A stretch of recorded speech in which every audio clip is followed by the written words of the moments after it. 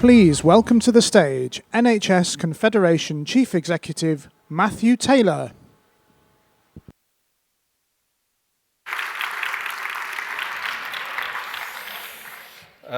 Well, thank you for being here. After two of the toughest years in the NHS's history, it's a time when many leaders tell me it is, if anything, even harder than during the pandemic. Here in Liverpool, we have an opportunity to draw energy from each other, to renew our sense of shared purpose. We've heard this morning from Amanda Pritchard and the Secretary of State, and one of my challenges is responding rapidly to what they said. We know that the Secretary of State has his 4 Ps: prevention, personalisation, performance, and people.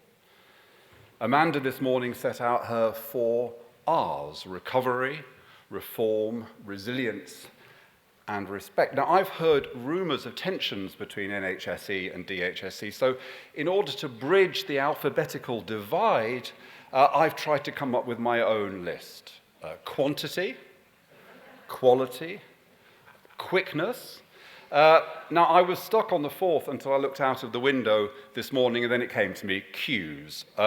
So I'm... Thank you, I'm here all week. Sorry that some of you had to wait a while to get in, but now you are inside. I hope you'll agree that it was worth the wait. I've been Confed CEO for a year. It's been great to spend time visiting many of you, whether meeting the inspirational staff of a primary care network in South London, being hosted by the ICS Neighbourhood Forum in Gloucestershire, meeting the team at University Hospitals Birmingham, or being shown the cutting-edge facilities at Chase Farm Hospital, if only we had 20 of those. So please keep the invites coming. I hope we're doing okay for you at the Confed. As leaders, we always reflect on our performance. The Secretary of State this morning urged us to focus on leadership, and we at the Confed have been broadly supportive of the Messenger Review. Mind you, it's reassuring, isn't it, to know that as long as no more than 41% of the people we lead are actively conspiring against us, we must be doing a great job. Now, my message to you today is direct and it's urgent. We meet at a critical time for the service we love. Last week, as I was working on this speech, I read 2 news items over my morning coffee. The first was the dismayed reaction to a film of a commendably honest nurse at Princess Alexandra Hospital A&E, telling patients they'd have to wait through the night to be seen, and how, anyway, the hospital had no free beds. The other was the remarkable news of a breakthrough in the treatment of that harshest of conditions, pancreatic cancer, a condition that's claimed the lives of 2 of my friends. Now, for me, these 2 stories symbolize the contrast between where we are and where we can aspire to be. The National Health Service can have a great future. We can build a bridge to that future. But we only get to build that bridge if we all, politicians, NHS leaders, colleagues, partners, and the public, accept the reality of our current crisis and commit to what must be done to get through it. Let's face it, in the NHS, it's not always career-enhancing to tell the truth. But telling the truth about today is part of our commitment to a better tomorrow. Realism is not the enemy of ambition, it is its conscience. The NHS, indeed the wider health and care system, is suffering from a massive and growing capacity gap. And into that gap daily is being sucked the energy and hope of our staff and the confidence and trust of the public. Whatever the attempts to obfuscate, the reasons are clear. The combination of the short-term impact of COVID, the medium-term impact of austerity, and the long-term failure to address the social determinants of health. That is why, for many of you, no, for most of you, managing crisis is an everyday occurrence. There are the severe challenges in urgent and emergency care. The elective backlog has reached record highs, and despite the heroic efforts of managers and clinicians to target the longest waiters, the list will rise further before it declines. Primary care is seeing 11% more patients with 5% fewer GPs compared to 5 years ago. In mental health, record numbers of children and young people are presenting, and the prevalence of eating disorders has doubled since 2017. And in community care, over 1 million children and adults are estimated to be waiting for services. While the media and politicians may focus on particular issues like ambulance delays or long waits, we know how problems in any one part of the system inevitably lead to pressures in others. And on top of this, we have a social care system that's on its knees. Our colleagues in ADAS reported in May that almost 170,000 hours a week of home care could not be delivered because of a shortage of workers. From restricting hospital flow to demands on community services and increased pressure on primary care, this causes huge issues across the whole of the NHS. And the cost of living crisis is making the situation worse, as local authorities are outbid by local businesses desperate for staff. The Secretary of State is right about the partnership with local government that we need, and many of you have taken initiatives to try to address the challenges faced by social care, but even the closest partners cannot work miracles. This is why, with our colleagues in NHS employers, we've called for a higher pay increase for our lowest paid workers and for action to address the social care recruitment and retention crisis. As a direct consequence of this capacity gap, the public is becoming worried and impatient. More than 1 in 10 are waiting for treatment, many living with pain and anxiety every day. Some will be concerned carers or relatives who are unable to secure care for their loved ones. Others will be expectant mothers who are concerned about maternity services following the Ockenden report. We must face up to the many reasons why we have seen public satisfaction levels drop in recent years. And as always happens in such times of crisis, those who have never really supported the core principles of our health service see an opportunity day in, day out. We are seeing concerted attacks on the NHS from parts of the media, policy think tanks, and from politicians themselves. The public have lost their faith in the NHS, states one headline. We've run out of patience with the NHS, reads another. Now, these factors are dangerous in themselves, but the greater peril is they combine to form a vicious cycle. NHS staff leave. Services struggle to recover. Public disenchantment is exploited by the NHS's critics. Morale drops further. Nothing is more fatal to the spirit of our staff than feeling they cannot provide the service their patients need. So this is what we face now. And to deny it is an act of willful blindness.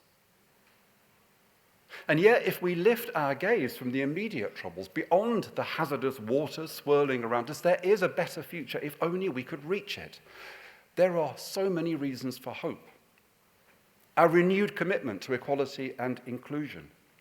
Whatever the public disenchantment with their own experience or what they hear from the media, polling shows support for the founding principles of the NHS remains undimmed. And there's been a shift in the way we approach inequality. COVID taught a painful but vital lesson.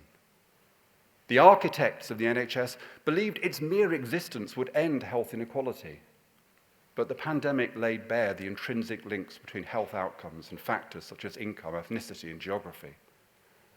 And as we recall the tragedy of Grenfell 5 years ago yesterday, we're at last paying heed to the voices of those like Michael Marmot who have for decades been telling us that health policy alone cannot tackle inequality. The Secretary of State should be commended for his commitment to ending what he calls the disease of disparity. Some of our system leaders are coping with 14-year gaps in life expectancy across their own patch. So speaking to you about your priorities, I hear a deep commitment to turn the NHS's egalitarian principles into reality, focusing not just on access and treatment, but outcomes. For example, from West Yorkshire to Coventry and Warwickshire, we see concerted action to tackle waiting lists in ways which also address inequality. Also, despite operational pressures, we're seeing amazing innovation across the service, whether through better use of data, digital tools, the range of biomedical innovation. Amanda's announcement today about cancer diagnosis is genuinely exciting and all the more powerful for the commitment to target resources at those least likely to come forward. There's significant scope for the NHS to harness innovation further to address some of our biggest challenges. NHS trusts across England are increasingly using complex machine learning to predict the number of patients expected to be admitted to A&E departments. This helps managers decide how best to allocate staff and resources. We've welcomed the government's new data health strategy. It's also great to see the development of new roles, for example, in primary care, and as Amanda said, the expansion of others like pharmacists. The pandemic was a great accelerator, demonstrating both our ability to rapidly roll out virtual services and the public's willingness to take a more active role in their care. And we must not lose that momentum. There are real opportunities for a step change towards more personalised, more preventative, more community-based services. And there's the opportunity that system working presents for meaningful collaboration and local engagement. Unusually for primary legislation, on NHS Reform, the Health and Care Act has had broad support across the sector, and we look forward optimistically to the 1st of July when ICSs will become statutory bodies. Our members working at system, place and neighbourhood level now have the enabling framework they need to put their local communities at the heart of strategic planning. From Humber and North Yorkshire, where asset-based community development has led to a significant reduction in non-clinical GP visits for loneliness and isolation, to Leicester, Leicestershire and Rutland, where multidisciplinary team working has protected elderly residents' health during the pandemic and significantly reduced hospital admissions. So, we are coping with a huge and worsening capacity gap, but we also see a future of a more productive, more innovative, more equal, more collaborative health service. So the question, therefore, is stark and urgent. How do we get from here to there? What do we need to build a bridge to the future? So first, that bridge must be built on political honesty and commitment. As the next election comes into view, the NHS is in danger of becoming a political punchbag. Ministers deny the reality or seek to shift responsibility, and opposition sees running down the NHS as a stick to beat the government. Instead, we urge a political consensus about the tools the health and care system needs. As progress on long waits or vaccination shows, if we have those tools, we will deliver the outcomes. We have to learn the lessons of austerity and the feast or famine approach to funding. We welcome last year's settlement for health and care. We may argue with the Secretary of State and Treasury over its adequacy given the impact of inflation, but we can all surely agree that it was only the first step back to financial sustainability. We are accountable to the taxpayer. We all want to flatten the demand curve and get to a position of financial sustainability. But we won't get there unless we close the capacity gap. And that's why the NHS Confederation will call from all parties for an explicit commitment to the kind of real-term funding increases that were given to the NHS from inception until 2009. And that means at least 4% per year in real terms for the next decade. This is in line with pre-austerity averages and the amount that the Health Foundation estimates is needed to ensure quality of care in the face of rising expectations, rising costs and population ageing. And demand will continue to rise. In 10 years, for example, as the Secretary of State acknowledged, it's expected that a third more people than today will be entering the final year of life. And just as important as revenue, we need more action on capital funding. Yesterday, we released a flash poll in which nearly 200 of you answered questions about capital investment. 9 out of 10 said your efforts to reduce the size of the waiting list are being hindered by a decade-long backlog of investment in building an estate. 9 out of 10 of you said you cannot transform patient services to meet current NHS long-term plan targets without further capital. None of this is surprising, given how badly per capita funding in the NHS compares with other OECD health systems. And of course, alongside revenue and capital, we must have a fully costed and funded workforce plan to get us through the next few years. And this should be the first step in a long-term strategy to reimagine work in health and care. By next year, it will have been a remarkable 20 years since we had a national NHS workforce strategy, and today we are living with the consequences of that neglect. So the clear and overwhelming responsibility of our politicians is to help us close that capacity gap. We welcome Amanda's commitment to a review of the challenge of capacity. But still too often it feels like the energy of policymakers goes into headline grabbing and tinkering. The temptation is to publish more and more white papers asking further, often conflicting things of the NHS. If politicians really want to see impact from significant NHS policy changes, like the Health and Care Act, they must be wise and patient enough to allow implementation, learning, development. And our political class must see that health policy is not just about what the Department of Health does. We need action across government to tackle the social determinants of health and to exploit the potential of health to contribute to social justice, environmental sustainability, prosperity. The government promised cross-Whitehall action on health disparities, but this is hard to square with ministers backtracking from measures to address our obesity epidemic. The burdens of ill health and caring are now the biggest reason for working-age adults to be out of the labour market, something which contributes directly not only to economic exclusion, but to a shortage of workers, including health and care workers. Could the links between health, care, inclusion, and prosperity be any clearer? Second, a bridge to the future will rest on the right support from our own national leadership. We at the Confed work very closely with our friends and colleagues at DHSC and NHSE, and I want to commend Amanda and her team for the work they put in to support leaders across the system, and also, when necessary, to challenge their political masters to be realistic. And now, with Chris Hobson on the inside, we look forward to planning guidance being issued in the form of extended Twitter threads. But as Chris Ham described in his report for the Confed, and as Richard Meddings implied this morning, the reforms at the heart of the Health and Care Act demand a different kind of centre, one that's more about empowering and less about instructing. The long-term plan refresh is, we believe, an opportunity not just to tweak some targets, but to signal new ways of thinking and working. It needs to be a plan that speaks to the immediate priorities of a service under strain, but also offer a compelling vision of a service transformed. It should be a plan that underscores a commitment to system working and the need for system and place leaders to develop local partnerships and priorities. The Confed was delighted to work closely with Dr. Claire Fuller on her excellent primary stocktake. And based on the work Claire did with systems, I want to suggest a new principle, the Fuller principle, namely that the centre should not require systems to embark on significant change without first getting the broad agreement of ICSs and their boards. It's time to treat leaders like the grown-ups you are. Third, the bridge will be built from a new conversation, a new contract with our partners and the public. We need to be honest about what we can and what we can't deliver. We need to explore how services and clinical practices can best summon up and draw on the assets, the insights, the resilience of communities themselves. I read Partha Kar, a consultant in diabetes from Portsmouth Hospital, saying recently that managing chronic disease is founded on three basic principles: self-management, peer support, and access to trained professionals. We often acknowledge the challenges of providing the last of these, but we need to be equally committed to the first two.